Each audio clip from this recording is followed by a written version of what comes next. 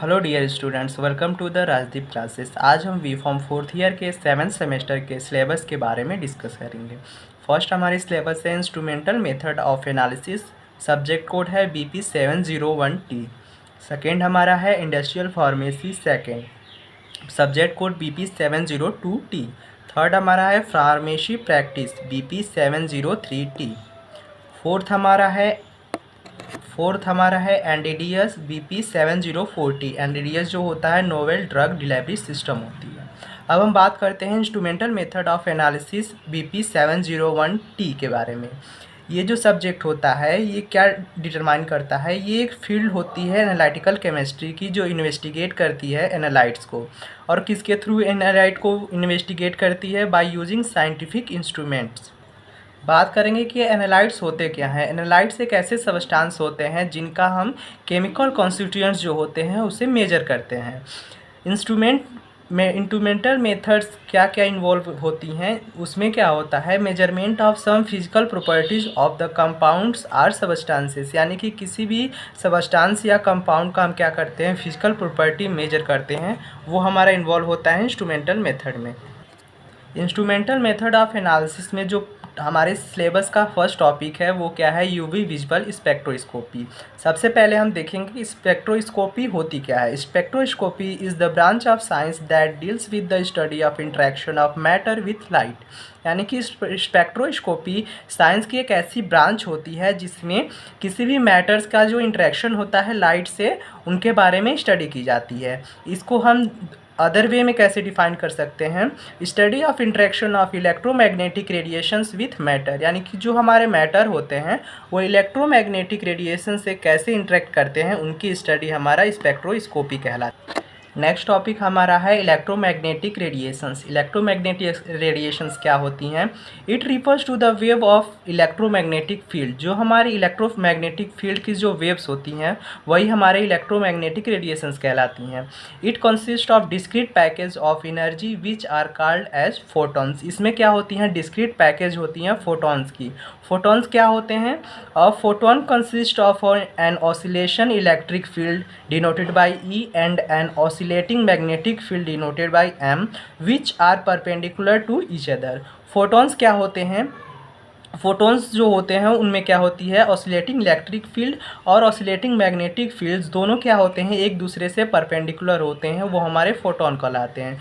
Simply अगर हम कहें कि फोटॉन्स क्या होते हैं, फोटॉन्स जो हमारा होता है वो क्या होता है? एनर्जी पैकेट्स होती हैं, एनर्जी पैकेट्स, उसे हम क्या बोलते हैं? फोटॉन बोलते हैं।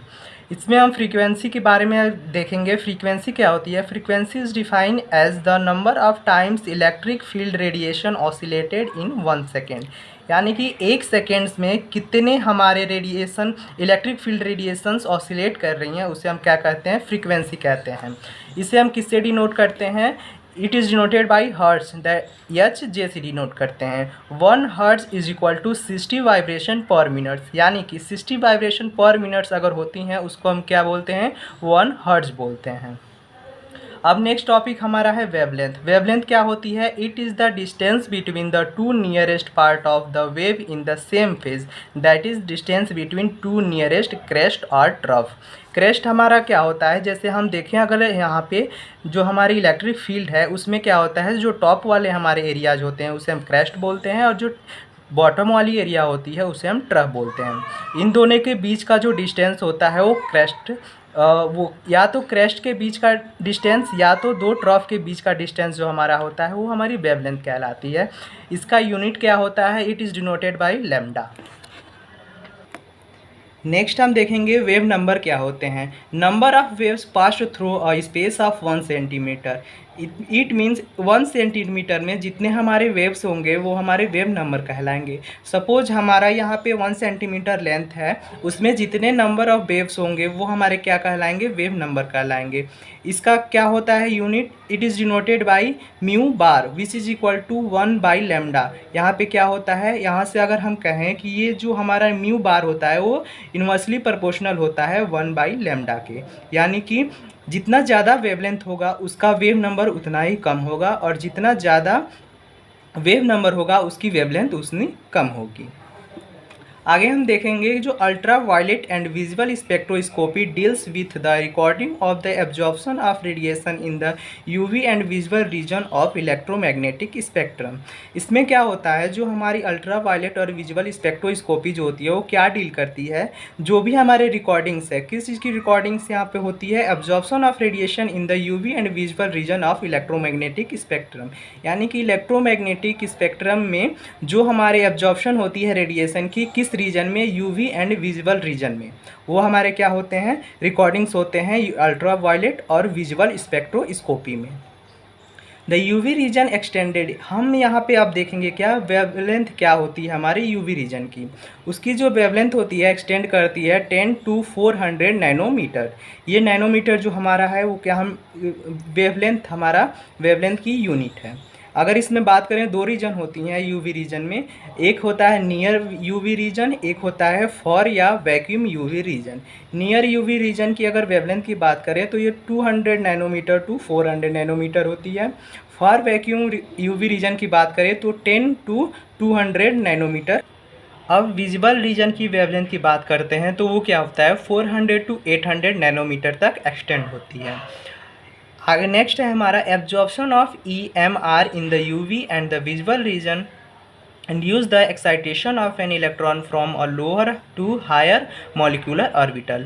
इसमें क्या होता है, जो हमारा इलेक्ट्रोमैग्नेटिक रेजोनेंस होते हैं उसमें जो एब्जॉर्प्शन होती है यूवी और विजुअल रीजन की, वो क्या इंड्यूस करती है, किसी भी इलेक्ट्रॉन को क्या करती है, एक्साइट करती है, कहाँ से, उसके लोअर एनर्जी लेवल से हायर एनर्जी लेवल तक, जिसे हम क्या करते हैं, या फिर ये भी कह सकते हैं lower molecular orbital to higher molecular orbital. इस प्रोसेस को हम क्या करते हैं, इलेक्ट्रॉनिक एनर्जी लेवल कहते हैं। नोट की अगर हम बात करें, नोट में क्या होते हैं, कुछ इंपॉर्टेंट एडिशनल चीज़ें होती हैं जो हम अलग से ऐड करते हैं। Since UV and visual spectroscopy involve electronic transition, it is often called electronic spectroscopy. यानी कि जो यूवी और विजुअल स्पेक्ट्रोस्कोपी है उसमें क्या होती है, इलेक्ट्रॉनिक ट्रांजिशंस की बात की जाती है। दैट्स वाई इसे हम क्या कहते हैं, इलेक्ट्रॉनिक स्पेक्ट्रोस्कोपी कहते हैं। नोट सेकेंड हमारा है, organic chemist use UV and visual spectroscopy for detecting the presence and elucidating the nature of conjugated multiple bonds and aromatic rings. जो हमारे ऑर्गेनिक केमिस्ट होते हैं वो यूवी और विजुअल स्पेक्ट्रोस्कोपी का यूज करते हैं ताकि जो भी हमारे कंजुगेटेड मल्टीपल या एरोमेटिक रिंग्स हमारे प्रेजेंट होते हैं उनको क्या करना, इलूसिडेट करने के लिए क्या किया जाता है, हमारा ऑर्गेनिक केमिस्ट जो होते हैं यूवी और विजुअल स्पेक्ट्रोस्कोपी यूज़ करते हैं। फिर हम आगे देखेंगे, in case of complex molecules having more than 2 atoms, discrete bands coalesce to produce broad spectrum bands. Next topic में हम बात करेंगे कि ऑर्गेनिक मॉलिक्यूल्स में कितने टाइप्स के इलेक्ट्रॉन्स इन्वॉल्व होते हैं।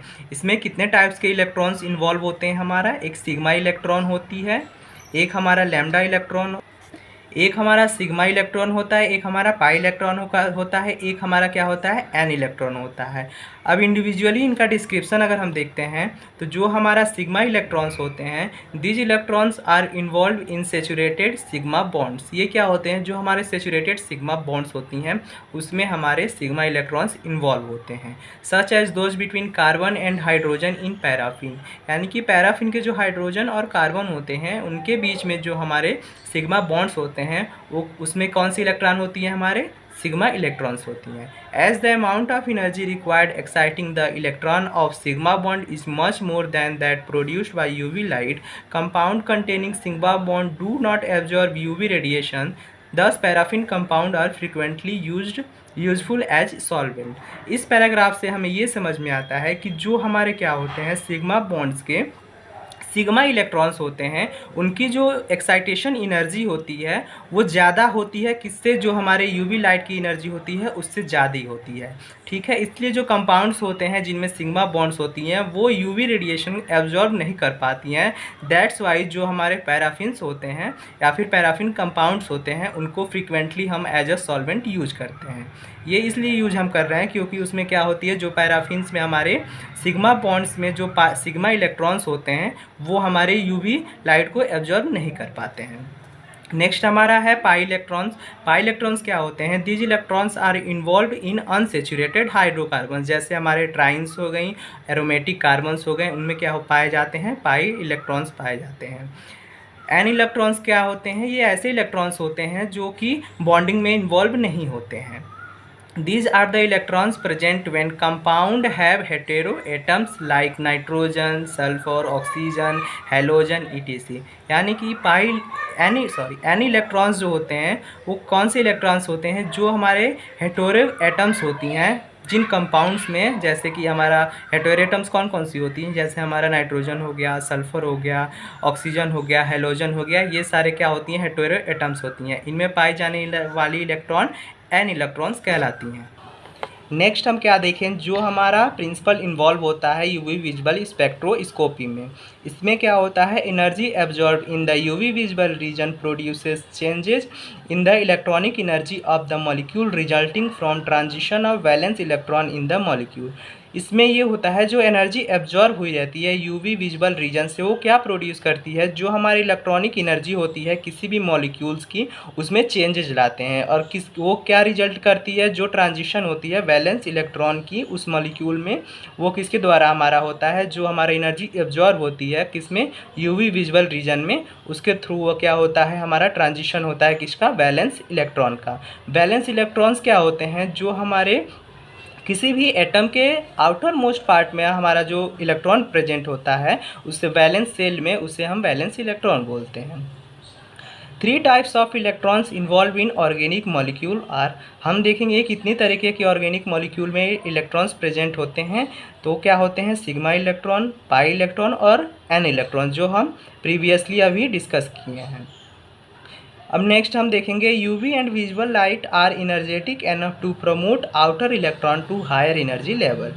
ये पैराग्राफ हमें ये समझाता है कि जो हमारा यूवी और विजुअल लाइट की एनर्जी होती है वो एनफ होती है, किस लिए? ताकि जो हमारे आउटर इलेक्ट्रॉन्स हैं उसको हायर एनर्जी लेवल में प्रमोट कर सके।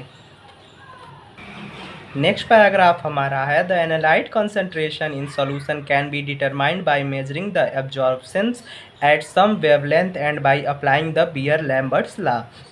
इसमें क्या करा है? जो एनालाइट की कंसंट्रेशन है किसी भी सॉल्यूशन की, उसको कैसे डिटरमाइन किया जा सकता है? By measuring the absorptions at some wavelength, यानी कि जो हमारा एब्जॉर्प्शन उस सॉल्यूशन के द्वारा हो रहा है किसी भी वेवलेंथ का, और उसे अप्लाई करके बियर-लैम्बर्ट्स लॉ में। बियर-लैम्बर्ट्स लॉ को हम आगे की नेक्स्ट वीडियो में क्या करेंगे? बियर-लैम्बर्ट्स लॉ के बारे में बात करेंगे। अब हम बात करेंगे एक इम्पॉर्टेंट टॉपिक इलेक्ट्रॉनिक ट्रांजिशंस के बारे में। इसमें क्या होता है? For most molecule the lowest energy occupying molecular orbital are the sigma orbital which corresponds to the sigma bond. इसमें ये कह रहा है जो हमारे सिग्मा ऑर्बिटल्स होती हैं उनमें जो सिग्मा बॉन्ड्स होती हैं उनकी एनर्जी क्या होती है? लोवेस्ट होती है, ठीक है। और जो pi orbitals lies at somewhat higher energy level, जो हमारे पाई ऑर्बिटल्स होते हैं वो सिग्मा ऑर्बिटल्स के हाई एनर्जी लेवल पे पाई जाती हैं। जो हमारे पाई ऑर्बिटल्स होते हैं उनकी एनर्जी जो होती है सिग्मा ऑर्बिटल से ज़्यादा होती है। And the orbital holding unshared pair that is the non bonding orbitals lies at some even higher energy. और ये क्या कह रही है कि जो नॉन बॉन्डिंग ऑर्बिटल्स होती हैं जिसमें अनशेयर्ड पेयर होते हैं इलेक्ट्रॉन्स के, वो हाई एनर्जी लेवल पर एग्जिस्ट करती हैं। इससे हमें क्या समझ में आया कि हम एनर्जी लेवल की अगर बात करें तो जो हमारे सिग्मा ऑर्बिटल होते हैं उनकी एनर्जी लेवल कम होती है किससे? पाई ऑर्बिटल से। उनकी एनर्जी लेवल कैसे कम होती है? हमारे एन ऑर्बिटल से। इस सीक्वेंस से हमें ये समझ में आया कि जैसे जैसे हमारे ऑर्बिटल्स बढ़ते जा रहे हैं इस डायरेक्शन में, वैसे वैसे हमारी क्या होती जा रही है? एनर्जी भी बढ़ती जा रही है। यानी कि जो हमारे एन ऑर्बिटल्स हैं उनकी एनर्जी ज़्यादा होगी, उससे कम किसकी होगी? पाई ऑर्बिटल की, और उससे कम किसकी होगी? सिग्मा ऑर्बिटल्स की।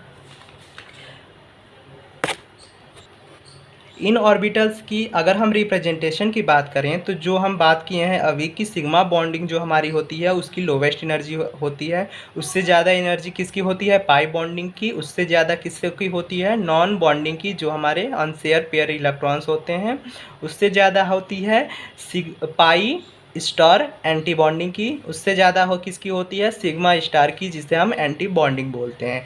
इसमें हमारे डिफरेंट इलेक्ट्रॉनिक ट्रांजिशंस होते हैं, जैसे कि अगर हम बात करें तो जो हमारा एन से हमारा पाई स्टार तक जाती है उसे एन पाई स्टार ट्रांजिशन बोलते हैं। सिमिलरली जो हमारा पाई से पाई स्टार तक जाती है उसे पाई पाई स्टार ऑर्बिट ट्रांजिशन बोलते हैं। फिर हमारा नॉन बॉन्डिंग एन से हमारा जब सिग्मा स्टार तक जाती है उसे हम एन सिग्मा स्टार ट्रांजिशन बोलते हैं। फिर जो हमारी पाई से लेकर सिग्मा स्टार तक जाती है उसे हम क्या बोलते हैं, pi sigma star transition. Similarly हमारा सिग्मा से पाई स्टार तक जाती है उसे हम क्या बोलेंगे, सिग्मा पाई स्टार ट्रांजिशन। और जो हमारा होता है सिग्मा से सिग्मा स्टार तक जाएगी उसे हम क्या बोलेंगे, सिग्मा सिग्मा स्टार ट्रांजिशन बोलेंगे।